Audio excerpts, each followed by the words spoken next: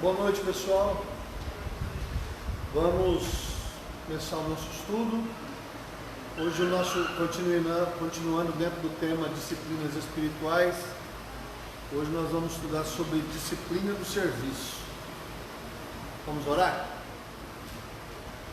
Pai, nós queremos orar e queremos consagrar ao Senhor a nossa vida e queremos pedir, não somente aqui no presencial, mas todos aqueles que vão ouvir a Deus através das redes sociais, do Facebook, através do YouTube, que o Senhor possa ministrar ao coração de qualquer pessoa que tiver acesso e contato, Deus, com este conteúdo. Abençoa a nossa vida, continua falando e ministrando o nosso coração, no nome de Jesus. Amém? Pessoal, nós estamos, como eu disse, nós estamos estudando já há alguns dias sobre disciplinas espirituais. Tratamos sobre meditação, tratamos sobre oração, tratamos sobre jejum, tratamos sobre solitude, tratamos sobre submissão e agora nós vamos tratar sobre serviço. É um assunto muito importante. Por quê? Você já deve ter me ouvido falar mais de uma vez que nós não nascemos por nascer, não vivemos por viver e não morremos por morrer. É fato de que, se você está vivo, há um propósito de Deus na sua vida. Isso é fato. Você está vivo e tem um propósito. Qual que é a tua missão? Descobrir qual é o propósito e executá-lo da melhor forma possível.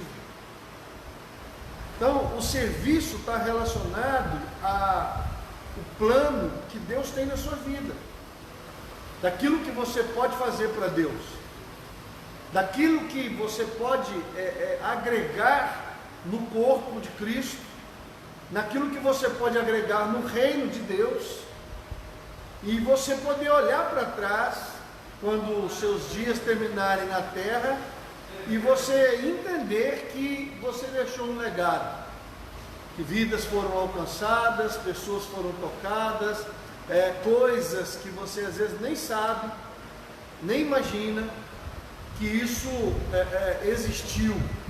E isso só é possível através do serviço, daquilo que você serve. A gente usa uma frase, né? Quem não serve para servir, não serve. Se a pessoa não serve, e infelizmente, às vezes, você encontra várias pessoas dentro da igreja que não estão servindo, que estão sentadas, recebendo, e é óbvio que há um período da nossa vida que a gente precisa sentar para ser ministrado, para aprender. Mas, depois de um tempo, você precisa desenvolver aquilo para qual você foi chamado por Deus. Seja para qual for o serviço, né, você tem que estar apto para poder executar. Então, o serviço é importante. Assim como a cruz é o símbolo da submissão e da obediência, porque quando você fala de cruz, você fala de renúncia, você fala de obediência e, sobretudo, submissão. A prova diz que quando Cristo está indo para a cruz, ele ora: Deus, Pai, se possível, passe de mim esse cálice, mas seja feita a tua vontade. Então a cruz, ela é um símbolo de submissão, ela é um símbolo de obediência, é um símbolo de autoesvaziamento. E qual é o símbolo na Bíblia do serviço? Alguém sabe? Biblicamente falando, toalha, bacia e toalha. Vocês entendem? Como a cruz é o símbolo da submissão, da obediência, você tem a toalha. Então, quando você está querendo falar de serviço na Bíblia, qual é o elemento que vem? A toalha, a bacia d'água. Então lembra quando Jesus estava querendo explicar isso para os discípulos, o que ele fez? Pegou uma bacia de água, uma toalha e foi lavar os pés dos discípulos. Aí os discípulos, não, Senhor, não, o Senhor é o mestre, o Senhor, nós é que temos que lavar os seus pés. Ele falou, não, eu sendo mestre, quero dar a vocês um exemplo. Eu sendo o Senhor e mestre, lavo os vossos pés, para que vocês entendam que é necessário que vocês lavem os pés uns dos outros. E esse lavar o pé está relacionado a serviço. Esses dias eu preguei aqui na igreja sobre Simão, fariseu, e a mulher pecadora. Aí Jesus fala, entrei na tua casa e não me destes água, não lavaste os meus pés. E essa mulher está lavando com lágrimas, enxugando com os cabelos. Então esse é um assunto importante, o serviço, de você servir a Deus, servir a família, servir a igreja, servir ao reino, de você entender que você não é inútil. Você não é inútil. Não existe uma pessoa na face da terra que não tenha utilidade, que não tenha capacidade de realizar alguma coisa, o mais simples que seja. Às vezes, eu vejo, às vezes as pessoas que me conhecem já como pastor, reverendo, irmãos, eu vivi todos os processos da igreja. Eu lavei banheiro, eu varri, eu limpei banco, eu fui porteiro da igreja, eu fui diácono da igreja, eu fui evangelista, eu vivi todos os processos. Eu já encerei igreja, já poli taco de igreja. Então às vezes as pessoas olham você, parece que você nasceu pastor, que você nasceu pregando. Não é assim. Quando eu cheguei na igreja, tudo quanto é possibilidade que havia, eu entrava. Vai capinar o lote da igreja, eu ia. Vai pintar, eu ia. Eu ia. Vai fazer concreto, eu ia. Vai fazer calçada, eu ia. Todas as coisas que tinham, eu me oferecia. E eu fiquei de porteiro, cuidando de carro. Teve uma época aqui em Três Lagoas, muitos anos atrás, era um tal de roubar som de carro. E virou uma febre roubar som de carro de igreja. Então eu ficava lá no meio da rua, cuidando dos carros dos irmãos. Então as pessoas esquecem que o serviço, ele faz parte do nosso caminhar. Então, qual é a possibilidade que você tem de servir a Deus, de ser grato a Deus, de retribuir? Quando Jesus fala para Simão, o fariseu, eu entrei na tua casa e não me beijaste no rosto, entrei na tua casa e não lavaste os meus pés, entrei na tua casa e não ungiste minha cabeça com óleo. E a mulher aqui, fica aqui, lavou meus pés, enxugou com o cabelo e está ungindo meus pés com unguento. E de uma certa forma, o que está intrínseco nesse assunto? Gratidão. Jesus falou, quem muito é perdoado, muito ama. Quem muito é perdoado, muito ama e muito serve. Quando você tem uma gratidão imensa a Deus, por tudo que Deus fez por você, a única coisa que te sobra é servir a Deus com todo o teu coração, com toda a tua alma e com todo o teu entendimento. É uma forma que você tem de retribuir. É isso que nós aprendemos lá em Lucas 7, 36 em diante, quando se fala de Simão, fariseu, e da mulher pecadora. Jesus está falando, olha, quem muito é perdoado, muito ama. E quem é muito perdoado e muito ama, vai arrumar um jeito de servir e de agradecer a Deus, adorando, servindo, porque quando fala de beijo na face é adoração, quando fala de bacia de água com toalha é serviço, quando fala de óleo sobre a cabeça está falando do relacionamento com o Espírito Santo, com a vida com o Espírito Santo. Então você vai encontrando um monte de símbolos aonde Deus é ministrando o coração das pessoas. Então por que as pessoas não querem servir? Tem alguma coisa errada, irmão. Porque o serviço ele é parte da nossa vida. servir as pessoas, ajudar as pessoas, faz parte. Então nós vamos tratar sobre esse tema hoje, começar sobre a disciplina do serviço. Então tem um texto aqui de Bernardo de Clairvaux, diz assim: aprenda esta lição. Se você tem que fazer o trabalho de um profeta, você precisa não de um cetro, mas de uma enxada. Tá? Só vai usar um cetro quem for fazer o trabalho de quê? De um rei. Mas se você for um profeta, meu irmão, você vai precisar de uma enxada para cavucar. Como a cruz é o símbolo da submissão, da obediência, assim a toalha é símbolo do serviço. Na Bíblia, você vai encontrar constantemente a expressão a toalha, a bacia de água. Então, quando Jesus reuniu os seus discípulos para a última ceia, eles debatiam sobre quem era o maior, lembra disso? Que eles estavam discutindo quem ia sentar à direita e à esquerda de Jesus no reino dos céus. Pedro, Tiago, João, a mãe de Tiago e João, estavam pedindo para Jesus: Senhor, que os meus filhos possam sentar ao teu lado no reino. Havia uma vaidade, uma guerra, Pedro com ciúme de João, Tiago e João querendo ser, os bons. E aí Jesus percebeu no meio da liderança dele que havia uma preocupação de quem seria o maior. Aí Jesus faz o quê?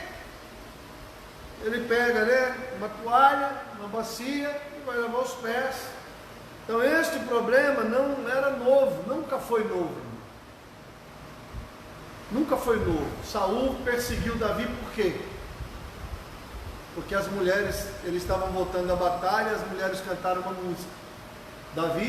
Saul matou milhares, mas Davi 10 milhares. Aí Saul falou: do que ele precisa senão o reino? As mulheres deram milhares a mim, 10 milhares para ele. E a vida de Davi virou um inferno. Então esse assunto não é velho. Ele não é novo, aliás, ele é velho. É vaidade, competição, eu sou maior, sou menor, orgulho, soberba. Essas coisas são antigas. Então eles estavam debatendo sobre quem era o maior. Então esse problema não lhes era novo. Levantou-se então eles uma discussão sobre qual deles seria o maior. Lucas 9:46. Sempre que houver problema acerca de quem é o maior, haverá problema acerca de quem é o menor.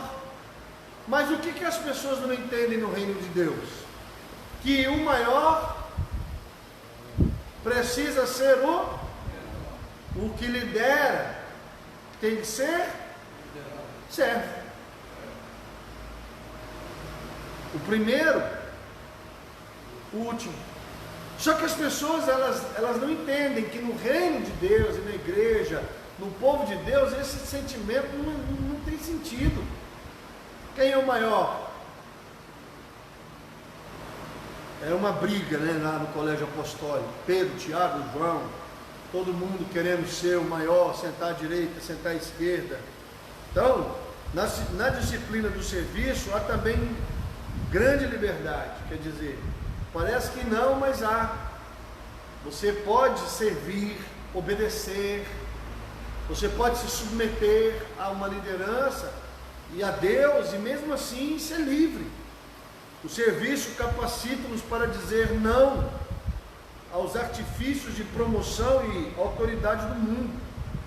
Ele acaba com a nossa necessidade, o desejo de uma ordem de importância. Uma coisa importante isso, quando você se desapega dessa questão, de você não precisar ser o melhor, o maior. Você sabe com quem você está falando, sentimentos que vão no coração das pessoas, eu não vou fazer isso porque, vou dar um exemplo bem simples: lavar o banheiro da igreja. Me lembro uma experiência que eu vivi em São Paulo e Rio Claro, uma assembleia distrital, e a igreja estava sendo preparada, o culto ia começar, nós chegamos de carro, de ônibus, não lembro, e havia um senhor negro, distinto, coordenando a faxina, porque o altar era de carpete, e havia um grupo de pessoas aspirando o carpete, e esse homem, negro, distinto, você via pelo jeito dele que ele era um homem importante, coordenando tudo a faxina. Sabe o que ele era? Juiz. Ele era juiz da cidade. Ele era a excelência lá no tribunal, no fórum. Mas lá na igreja, ele estava humildemente limpando o altar da igreja, aspirando e ajudando. E eu percebi quando ele terminou o serviço, ele foi lá e deu um feedback ao pastor Luiz Henrique na época, falou: olha, pastor, está tudo certo, está limpo. E você vê nitidamente um homem de importância lá dentro da igreja com uma postura de servo, limpando o altar e sendo juiz, e sendo tratado por todos por Vossa Excelência. Lá na igreja, ele estava dando ao pastor dele o mesmo respeito e honra que ele recebia no fórum.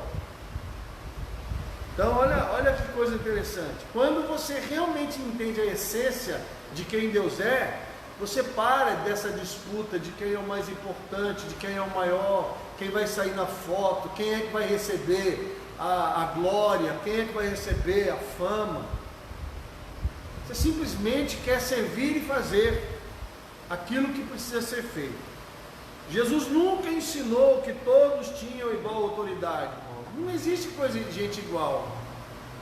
Os dedos são diferentes, a mão é diferente do antebraço, que é diferente do braço, que é diferente das pernas, dos pés. Cada um tem uma função, cada um tem uma importância. Existe uma historinha que fala da rebelião contra o estômago.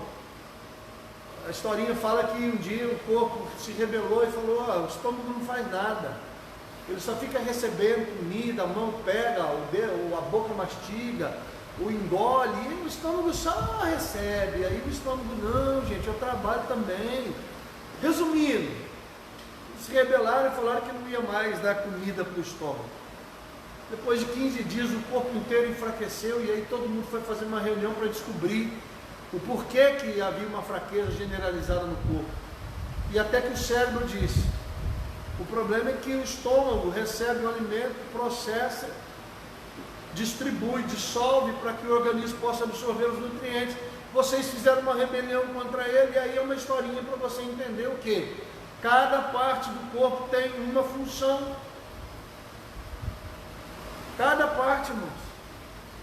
Ninguém é maior nem mais importante que ninguém dentro do corpo, dentro do processo. O mais simples que algo possa ser, ele é importante.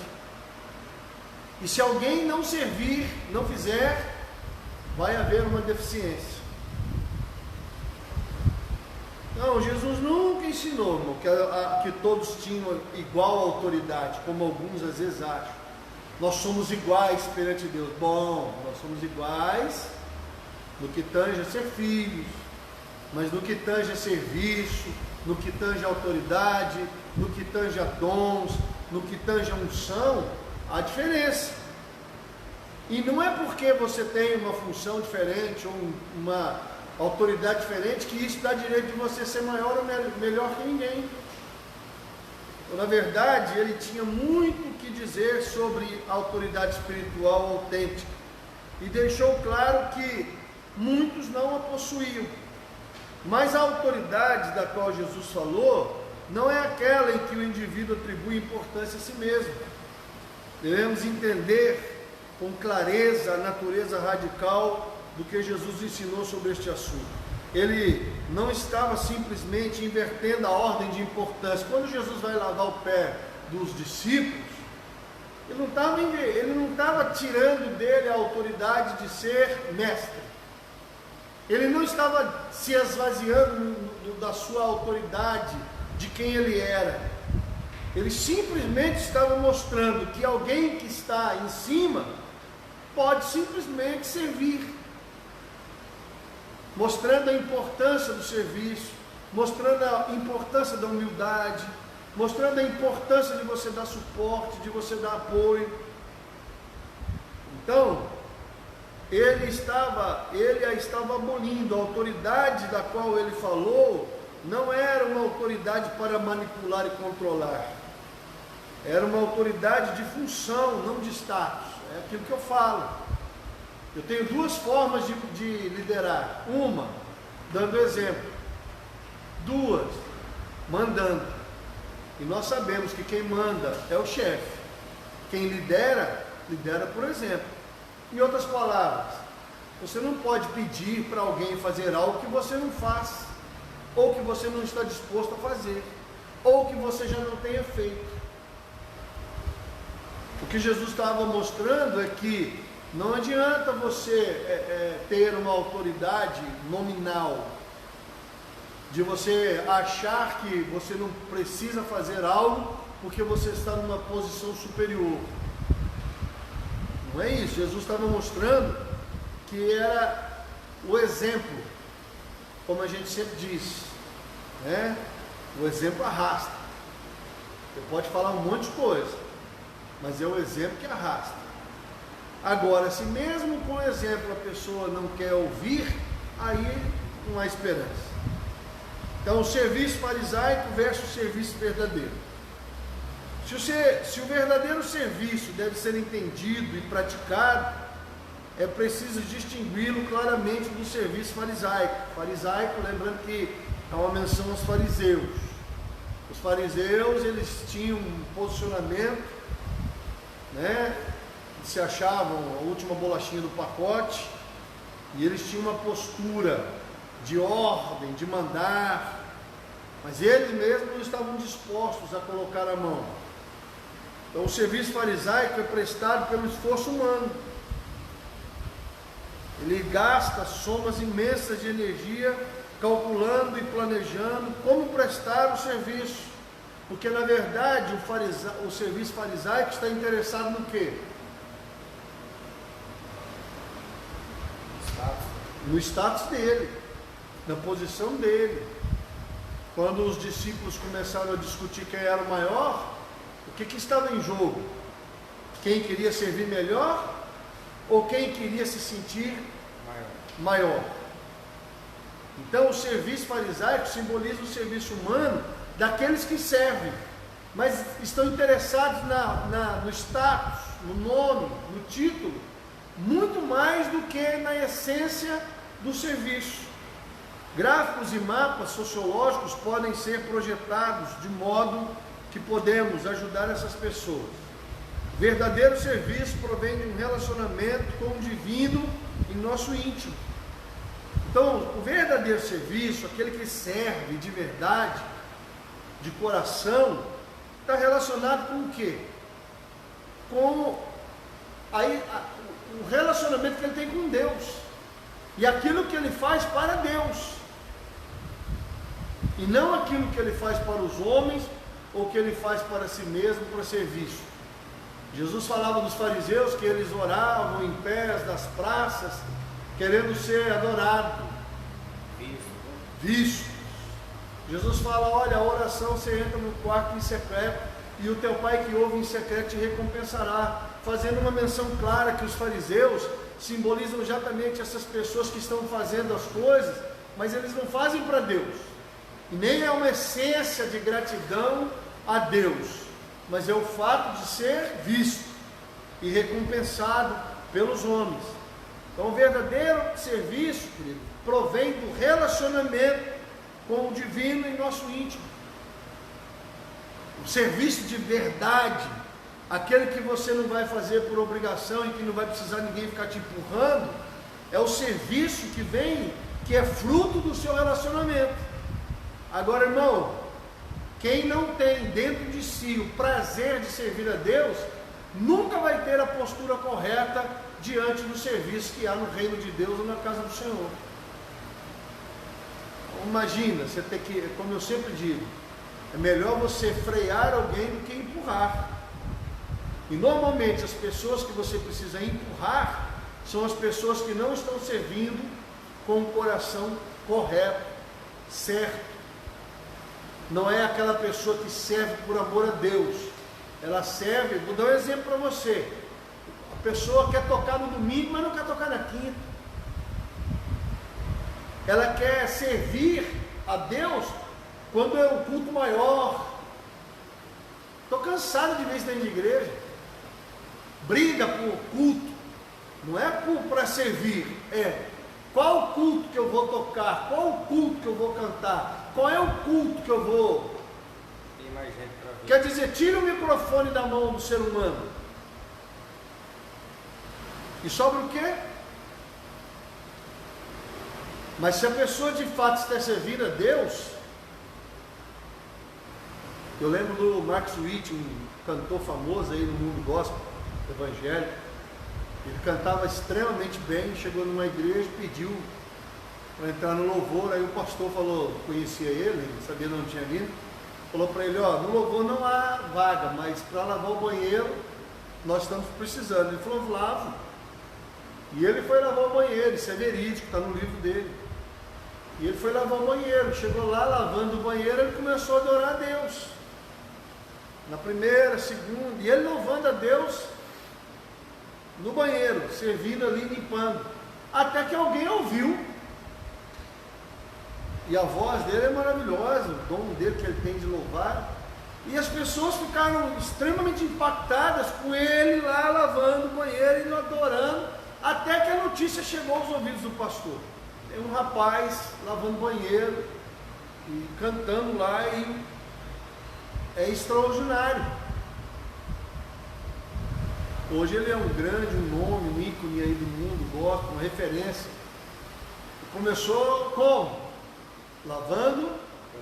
Agora suponhamos que ele tivesse falado, onde já se viu? Eu? Lavar banheiro? Deus me chamou para adorar. Um cara que já cantou aí para milhões de pessoas, já encheu ginásios e ginásios.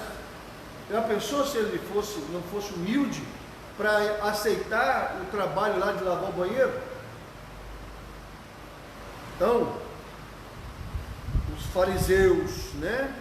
O serviço farisaico impressiona-se com a aparência. Ele está impressionado em registrar lucros impressionantes no placar eclesiástico. A pessoa está interessada no quê? Em ser visto, na aparência, onde eu sirvo, como eu sirvo, quem está vendo, quem não está vendo, sai na foto ou não sai na foto? Então, gosta de servir especialmente quando o serviço é titânio, né? Eu quero ir aonde? Pro altar. Eu lembro que eu estava pastoreando uma igreja em Belo Horizonte, no Nova Cinta, uma igreja que eu abri. O rapaz que converteu lá, chegou em mim, pastor, eu era seminarista, eu queria falar para o irmão que eu estou à disposição do senhor, da igreja. Eu falei, tá bom, sábado às 3 horas nós temos evangelismo, você pode vir evangelizar comigo. Aí ele, não é isso que Deus me chamou, do evangelismo. Eu falei, então você pode ficar na porta da igreja recebendo os irmãos. Aí ele, não, pastor. Resumindo, tudo que eu ofereci para ele não estava bom. Eu falei, bom, para nós ganhar tempo, o que você quer fazer? Eu quero uma oportunidade para pregar. Eu falei, agora eu entendi, você quer pregar. Primeiro, não pode pregar no evangelismo, tem que pregar no púlpito. Resumindo, porque ele não teve a oportunidade de pregar no púlpito, se desviou, voltou a usar droga, foi traficar e morreu assassinado por 9 tiros de uma pistola, dentro da casa dele. Então as pessoas às vezes querem servir, mas elas querem servir aonde? O que elas querem fazer? Elas querem fazer o serviço que é visto. O serviço aonde sai na foto, sai na filmagem. O artista. A pessoa está querendo o quê? Ela quer ser vista, ela não quer servir a Deus em essência. Na verdade, ela está preocupada com a aparência dela, daquilo que ela, da onde ela está. Então, no serviço verdadeiro, acha quase impossível distinguir entre o serviço pequeno e o serviço grande. Por quê? Porque não tem diferença, irmão. Eu sou um exemplo vivo disso. Eu fui porteiro da igreja, cuidei dos carros dos irmãos, depois eu fiquei diácono, fui servir ceia, depois eu fui para o evangelismo, evangelizei na rua, praça, presídio, hospital, tudo que você pensar e imaginar. 7 anos da minha vida dentro da igreja, eu preguei em tudo quanto é lugar, menos no púlpito. Fui para o seminário sem pregar numa igreja. No ano 2000, me converto em 93, no ano 2000, num trabalho evangelístico do seminário, nós fomos fazer um trabalho de evangelização, e como eu tinha experiência de evangelismo, me destaquei no meio dos seminaristas. Como eu já tinha prática de evangelizar em hospital, na rua, na praça, a pastora que era responsável pelo trabalho, a pastora Rosângela, achou o meu trabalho evangelizando muito bom, desenvolto, e aí ela chegou em mim e falou assim: irmão, é você que vai pregar no culto hoje. Ninguém entendeu por que ela me escolheu. Falei, tá bom, me preparei, aliás, já estava preparado, simplesmente me ajeitei, botei uma gravata e fui lá e preguei no ano 2000, e nunca mais, depois que eu subi para o púlpito, nunca mais desci. Comecei a pregar na igreja e nunca mais parei de pregar. Mas durante 7 anos eu não vi microfone. E durante 7 anos eu lavei banheiro, durante 7 anos eu lavei igreja, limpei igreja, fiz calçada de igreja, durante 7 anos eu evangelizei em tudo quanto é biboca, boca de fumo, hospital, presídio, em tudo quanto é lugar que você puder imaginar, eu preguei. Metrô, ônibus. Eu tinha um chamado, um propósito, e apesar de ninguém me dar um microfone para pregar, eu fui fazendo naturalmente, porque eu não pensei nisso, eu simplesmente queria servir. Para mim servir já estava bom, era lucro. Ficar na porta da igreja era lucro. Depois eu virei diácono, para mim já era lucro. Tudo que eu fui fazendo, para mim, dentro de mim, era lucro. Nem imaginava que eu iria andar por todos os lugares que eu já andei, e as oportunidades que Deus me deu de pregar. Não imaginava que eu ia para a Itália, muito menos para Chile, tantos lugares que Deus já me levou andando, seja por um motivo ou por outro. E você vai descobrindo. Fiz um batismo na Suíça. Então você vai entendendo que Deus quer um coração disposto a servi-lo, e Ele que vai conduzir as outras coisas. Então, serviço grande, serviço pequeno, quem que classifica isso? Aonde que está a classificação? Quem é que falou que ficar ali na recepção da igreja é menos importante do que eu aqui dando aula? Quem falou que a recepção é menos importante do que o irmão que grava? Onde é que está escrito? Quem é que falou, por exemplo, que ser membro da junta é mais importante do que você trabalhar na recepção? Nós é que criamos uma categoria de importância das coisas, mas para Deus.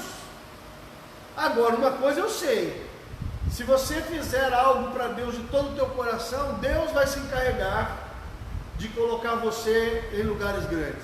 Você não precisa fazer força. Agora, se você fizer força, você vai lutar contra o próprio Deus, porque Deus não faz parte nem comunga dessa ideia. Pelo contrário, Deus ele fomenta na Bíblia a ideia da humildade, do serviço humilde.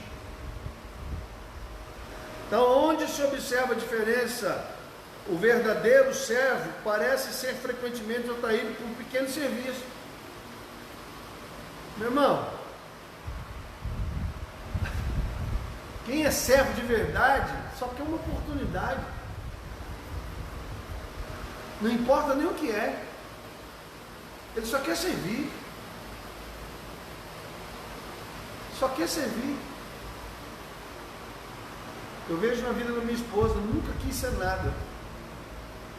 Diante de Deus ela fugiu fugiu, literalmente. Sempre teve nos bastidores. Nunca quis estar no altar, nunca quis cantar, nunca quis pregar, nunca quis dar aula, nunca quis nada. Só queria servir. E ela sempre fala, meu dom é servir. Quem é bem íntimo dela já ouviu ela falar isso. Meu dom é servir. Mas, irmãos, servindo nos bastidores sem ninguém ver. Chegou um dia que Deus falou, peraí, vou levar você para um outro patamar. E apesar dela não querer, por motivos pessoais dela, talvez dentro da humildade dela de achar que nem era digna, então é Deus que conduz e faz as coisas.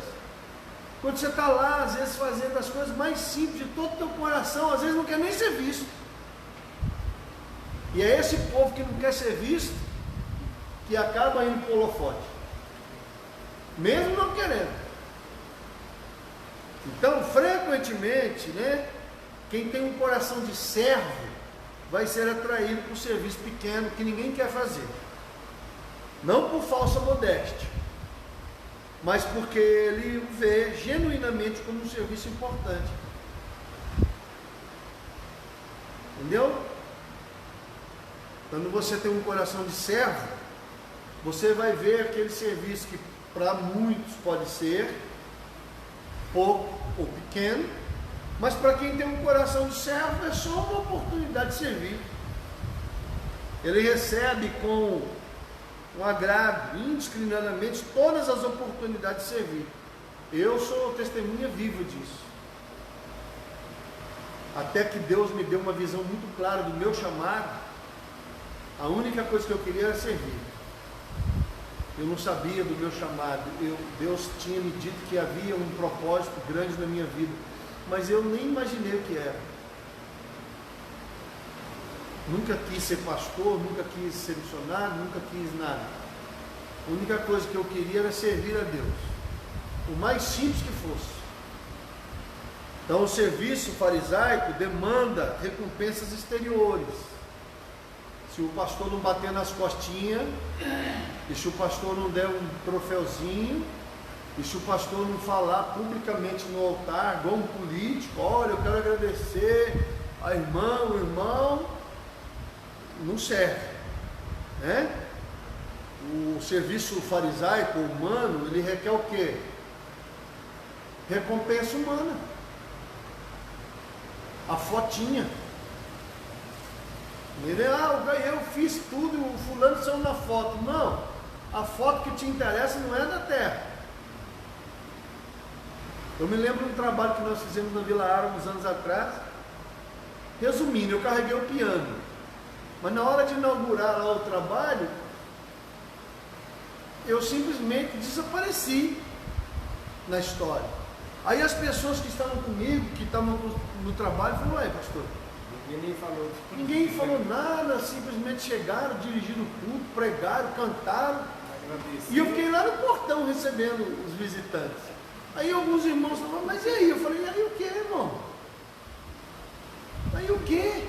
Glória a Deus, Eu falei, irmãos, eu não estou interessado na foto da terra, não. Eu estou interessado na foto do céu. Aquele que me vê não erra. Aquele que vê, irmão, ele sabe dar recompensa devida a quem de direito. Entendeu, irmão? Você não precisa sair, fui eu que fiz, sou eu aqui, Não tem necessidade disso, não. Ficou bom aí, Pessoal lá no grupo de pastores reclama que eu não posto nada, que eu não falo nada, que eu não comento nada. Tem pastor lá que tudo que eles fazem, eles postam no grupo. E eu não posto nada, não falo nada. Aí alguns falam, e aí, pastor, e aí o quê? O senhor não fala nada, não posta nada? Eu falei, para quê, irmão? Aquele que precisa saber, vê. E aquele que precisa receber, recebe. Eu não preciso mostrar para ninguém o que está sendo feito ou deixando de fazer, não. De fato, toda vez que o meu pastor vem aqui, ele toma um susto. Sempre tem alguma coisa nova, sempre tem alguma coisa feita. E não está se fazendo para agradar, nem para impressionar. é simplesmente pela excelência de agradar a Deus. Então, o fariseu, né? Ele precisa saber que as pessoas vêm e apreciam o esforço dele. Ele busca o aplauso dos homens. Por isso que eu bato no pé, né? A pessoa quando está com o microfone na mão, meu Deus, show! Tira o microfone, some. E o que isso revela? Que a adoração não é verdadeira, não é essência. Quer dizer, no altar chora, mas no banco não. Quando está no domingo, nossa, canta, chora, sapateia, vira de cabeça para baixo. Mas se colocar na quinta-feira, não. Se tiver que cantar ou tocar no presídio, não. Como é que é isso aí? Com a devida modéstia religiosa, é claro, né? Então ele busca o aplauso dos homens com a devida modéstia religiosa. Por que modéstia religiosa? Que ele vai dizer o quê? Toda honra e toda glória seja para Deus. As palmas louvam e engrandecem o nome do Senhor. Mas no fundo, aleleu, glória a eu. Então o verdadeiro serviço descansa contente no anonimato. Quem realmente serve a Deus de coração não está preocupado com o holofote, nem ser visto. Pelo contrário. Eu me lembro de uma experiência. Eu estava morando na igreja, eu e a pastora Edilane, nós morávamos na igreja, e todo sábado o pastor Reuel ia lá para revisar lá o negócio do boletim. Ele ia para lá todo sábado. E ele todo sábado chegava com o carro sujo. Aí eu peguei a mangueira, peguei detergente, pano, fui lá e lavei o carro dele, só não pedi para abrir, então lavei por fora, tudo certinho, ia lá e guardava. Quando ele ia sair, que ele ia embora, 1h, 12h30, o carro estava limpo. E isso foi vários sábados. Até que um dia ele ficou de guarita no andar superior da igreja, olhando. Aí quando eu peguei a mangueira, como eu sempre fazia, todo sábado, e ele veio, tomando um chá, olhou para mim e falou: ah, então é você o anjo que lava o meu carro? Eu falei: é. Aí ele falou: posso fazer uma pergunta? Eu falei: pode. Por que você lava o meu carro? Eu falei: porque está sujo. Só por isso? Eu falei: só. Eu estou à toa, o carro está sujo, e eu acho que um homem de Deus não deve andar com o carro sujo. E talvez o senhor não teve tempo no meio da semana, então não me custa nada lavar o carro para o senhor. Até porque a Bíblia diz que quem dá um copo d'água para um profeta recebe o galardão do profeta. Imagina eu lavar o carro para o senhor, uma pessoa que é meu pastor e que eu admiro. Alguns viam isso como puxa-saco. Ah, puxa, não era. E eu nunca fiz para ele ver, nunca fiz para pensando no que ele ia pensar. Eu simplesmente lavava o carro. Nem nunca falou para ele. E nunca falei que eu lavei. E se ele não tivesse ficado lá de guarita lá, não ia ficar sabendo. Quando você está servindo a Deus com a motivação correta, você não está interessado no serviço, nem está interessado em ser bajulado, nem está interessado em ser honrado por ninguém. Simples assim. Então, o serviço farisaico demanda dessas recompensas, fica buscando, né? Então, o verdadeiro serviço descansa no contente, bem tranquilo no anonimato. Ele não teme as luzes, e o frêmito da atenção, mas também não os busca. Não é que ele tem medo de nada, simplesmente não é uma prioridade sair atrás de recompensa. O aceno divino de aprovação é quanto basta. Deus vê? Deus recompensa?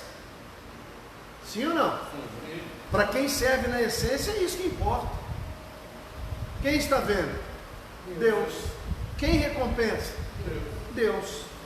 Deus está feliz com o que você está fazendo? Está. Isso basta. É você servir a Deus com aquilo que você tem de dons e talentos para Deus, não para os homens.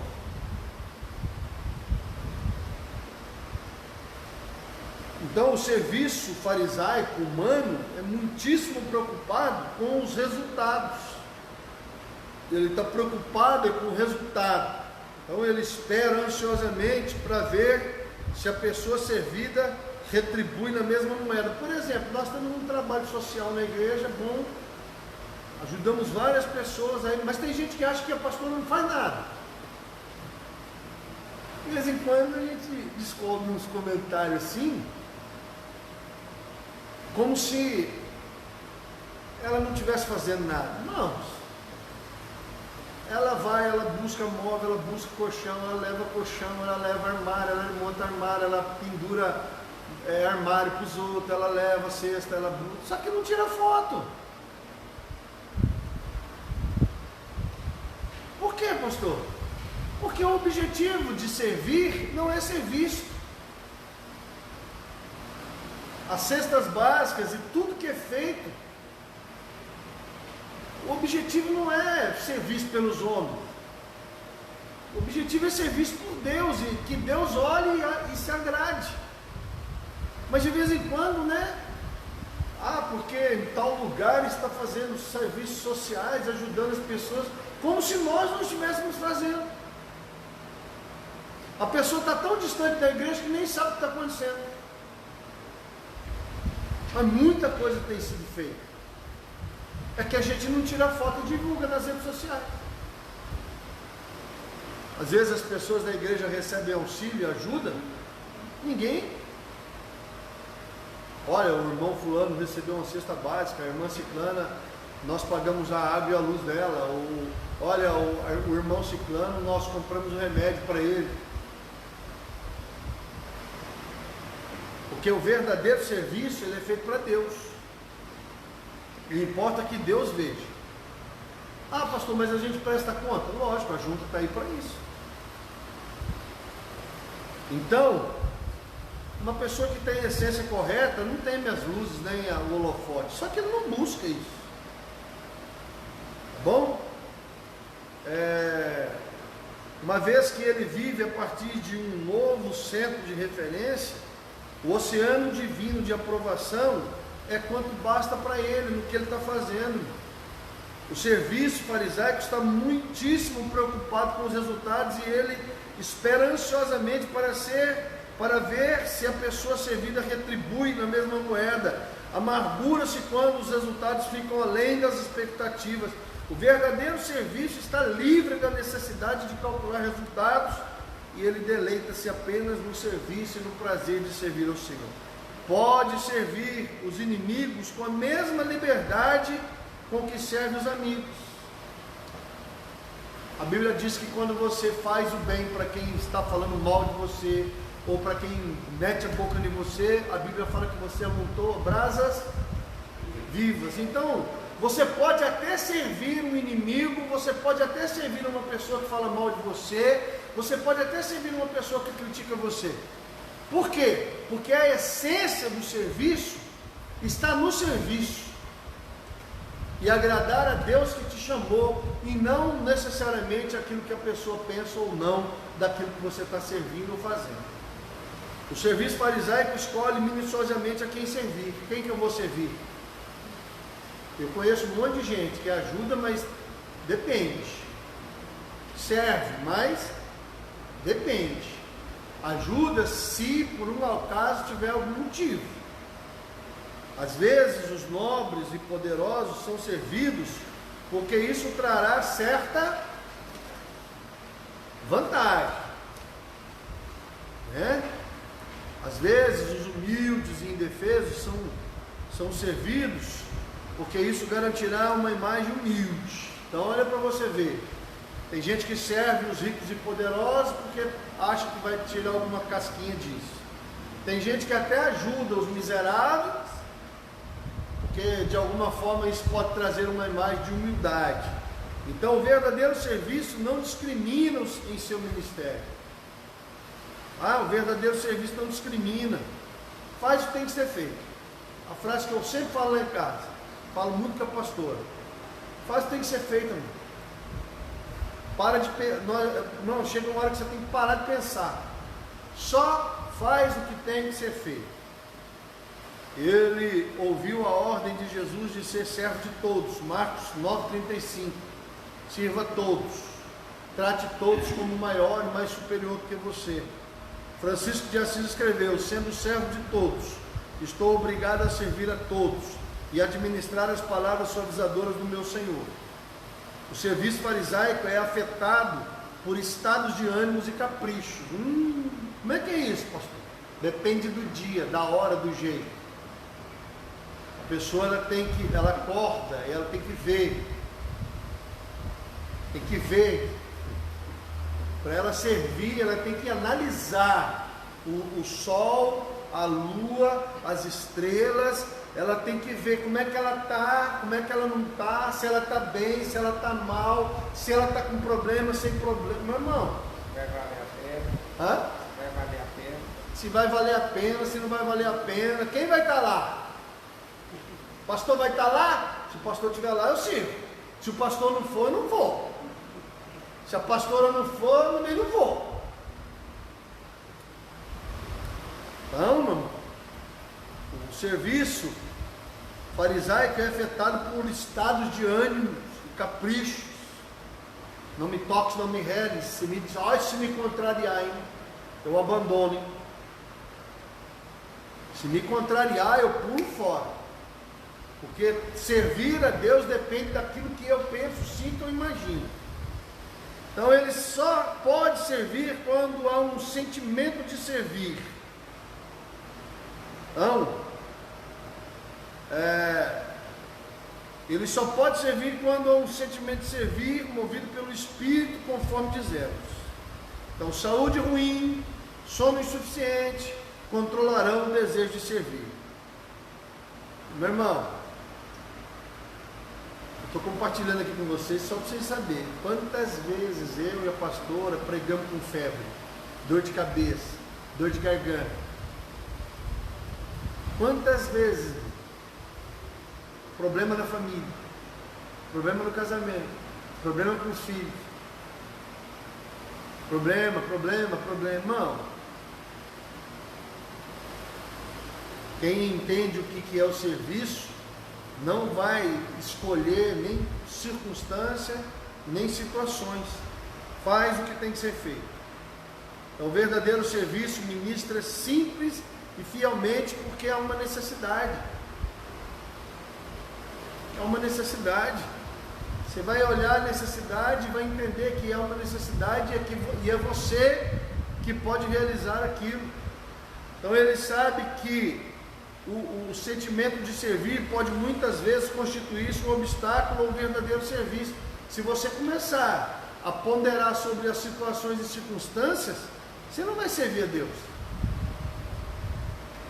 Ele recusa permitir que o sentimento controle o serviço.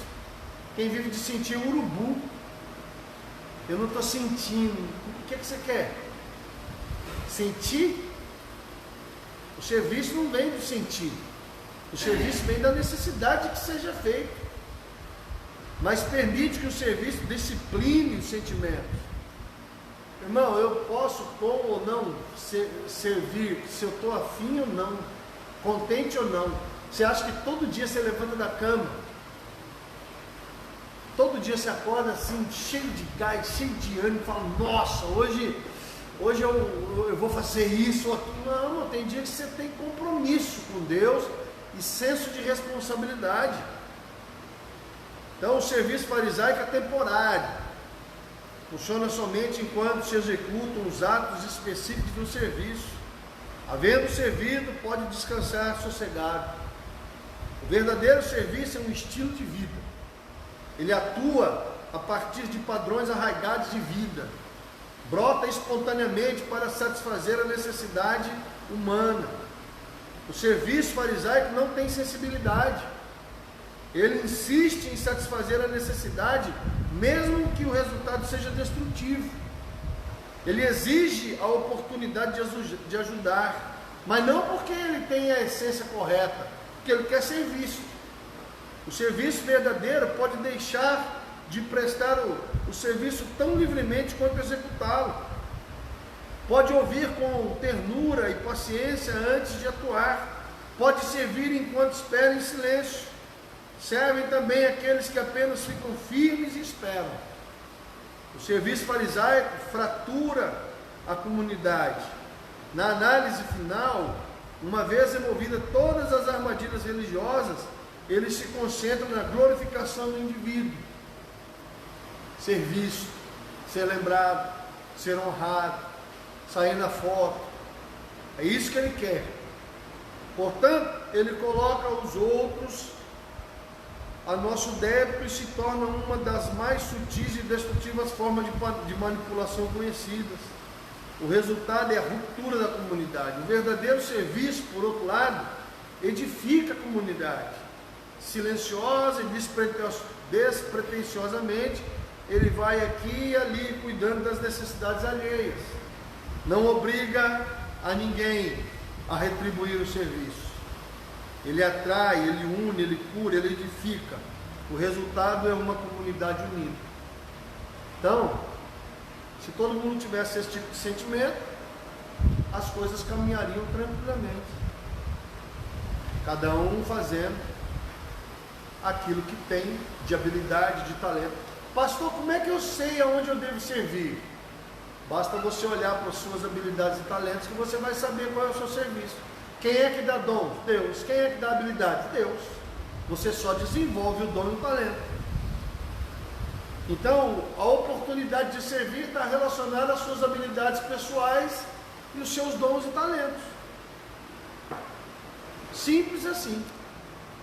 Suponhamos que você é um eletricista e há na igreja uma necessidade de um serviço de eletricista. Não precisa de uma revelação do Espírito Santo. Precisa?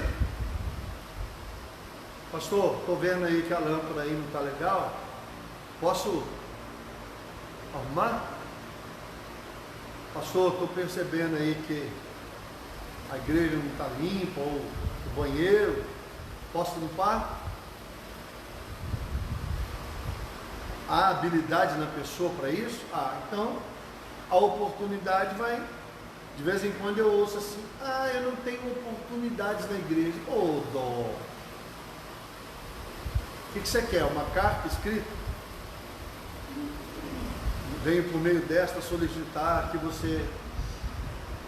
Irmão, o serviço está aí o tempo todo. Serviço de igreja é igual serviço de casa. Tem que lavar, passar, cozinhar, limpar o tempo todo, não para. Está sempre aí o serviço. Bom, então vamos continuar aqui. O serviço e a humildade. O que é humildade? A palavra humildade vem de dos pés no chão. O que é humildade, pastor? É quando você olha no espelho e se vê e não coloca nem mais e nem tira. Isso aqui é humildade. Você não acha mais nem menos. Se você acha mais, você está errado. Se você acha menos, você está errado. Pessoas humildes, elas olham para elas e têm uma visão correta de quem elas são. Então, mais do que qualquer outro meio, a graça da humildade é produzida em nossas vidas pela disciplina do serviço. A humildade, como todos sabemos, é uma daquelas virtudes que nunca são ganhas, nunca são ganhas por buscá-las, mas quanto mais a buscamos, mais distante ela fica. Pensar que a temos é a prova segura de que não a possuímos. Portanto, muitos de nós supomos que nada podemos fazer para ganhar esta honrada virtude cristã e assim nos acomodamos. Então não tem jeito. Ou você acha que você já tem, ou você acha que não pode alcançá-lo, e aí fica complicado. Então, portanto, muitos de nós supomos que nada podemos fazer para ganhar esta honrada virtude. Mas existe algo que podemos fazer. Então, não é preciso atravessarmos a vida esperando que algum dia a humildade caia sobre nós. de todas as disciplinas espirituais clássicas, o serviço é a mais conducente ao crescimento da humildade. Ocorre uma profunda mudança em nosso espírito quando iniciamos um curso de ação conscientemente escolhido que acentua o bem dos outros e em sua maior parte um trabalho oculto. Por que eu me coloco numa posição de, sendo eu pastor titular da igreja, reverendo, poderia me dar ao luxo de não fazer determinado serviço, mesmo assim eu me policio de não me distanciar desse serviço simples da igreja. Motivo, por exemplo, evangelizar. A maioria dos pastores titulares acham que visitas e evangelismos de hospital e de presídio são serviços menores que devem ser feitos por aqueles que estão começando. Então, por exemplo, há pastores que eu conheço que não fazem mais determinado serviço porque eles julgam que esse tipo de serviço não é mais para ele. E é um problema grave que acontece nos pastores que adotam essa postura. Eles perdem o relacionamento com as pessoas, eles perdem o relacionamento com o serviço, eles perdem o relacionamento com o pecador necessitado, e eles se tornam um pregador frio, que prega um sermão frio, que busca agradar um grupo, e aí ele vira o que a gente chama de pastor de gabinete. E as mensagens dele estão distantes da realidade. E se você não se coloca numa situação de exercitar certas coisas para que você entenda que você não é nada mais, nada menos do que um servo. O que você é, pastor? Servo. O que a pastora é? Servo. E esse deve ser o título que todos os homens e mulheres de Deus devem perseguir. O que você é? Servo de Deus.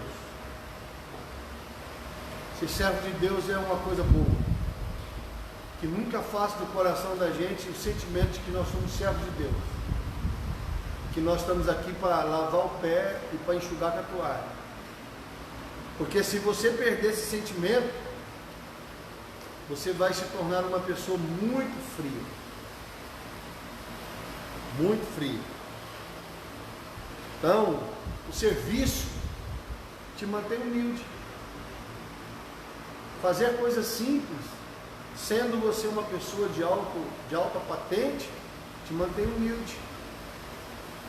Fazer coisas simples, quando você pode não fazer, te mantém humilde.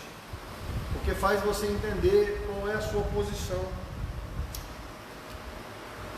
Então, nada como o serviço para disciplinar os desejos desordenados da carne, e nada como servir no anonimato para transformar os desejos da carne, de ser visto, de ser famoso, né? Todo mundo quer o quê? Ser famoso, conhecido.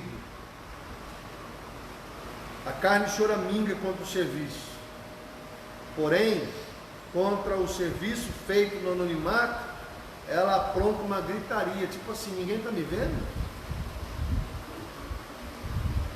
Ninguém me vê?